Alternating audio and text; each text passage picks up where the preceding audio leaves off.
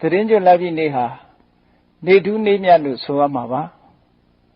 ဘာဖြစ်လို့တော့ဆိုတော့မြတ်စွာဘုရားဟာဖျားဖြစ်ပြီးတဲ့နောက်9ဝါမြောက်အချိန်ပိုင်းမှာတာဝရိန္ဒနတ်ပြည်ကိုတက်ပြီးတော့လေးနဲ့ခက်ခဲပြီးအလွန်တရာရှည်လျားတဲ့အဘိဓမ္မာတရားရက်90ကြာအောင်ဟောပြောပြီးလူပြည်လူလောကကိုပြန်လီကြွချီလာတဲ့နေ့ဟာလည်းပဲသတင်းကျွတ်လာပြီးနေ့ပဲဖြစ်ပါတယ်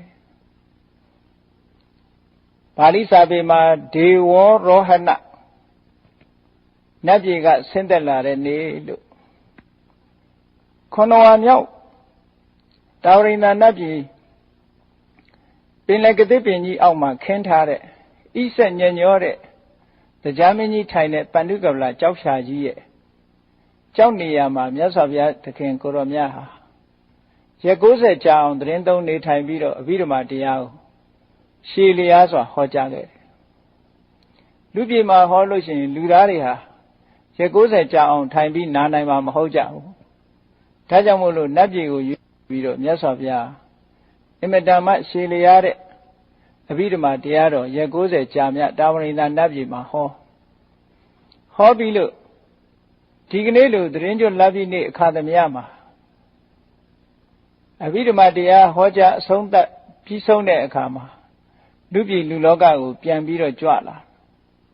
အဲ့ဒီလိုကြွလာတဲ့အခါမှာခန်းခန်းနားနားနဲ့စัจ java လာတိုက်တောင်းမှရှိကြတဲ့နတ်မြမအပေါင်းတွေခြံရံပြီးတော့မြတ်စွာဘုရားသခင်ကိုရောမြတ်ဟာလူပြည်ကိုစောင်းတန်းကြီး3သွယ်ကနေပြီးတော့တလန်းချင်းကြွလာတာပါအမတန်မှထူးခြားတဲ့မြင်ကွင်းတစ်ခုဖြစ်မှာပါတရားမင်းကြီးတို့ဗြဟ္မာမင်းကြီးတို့နတ်ဗြဟ္မာအပေါင်းတွေဟာဝဲရရှေ့နောက်ကခြံရံပြီးတော့မြတ်စွာဘုရားကိုလူပြည်အပြန်မှာလိုက်ပြီးတော့ပို့ကြတာတရားမင်းကြီးရဲ့တာဝရိန္ဒနတ်ပြည်ကစောင်းတန်းဦးကနေပြီးတော့လူပြည်လူလောကသင်္ကတ္တနဂရလို့ခေါ်တဲ့သင်္ကတ္တမြို့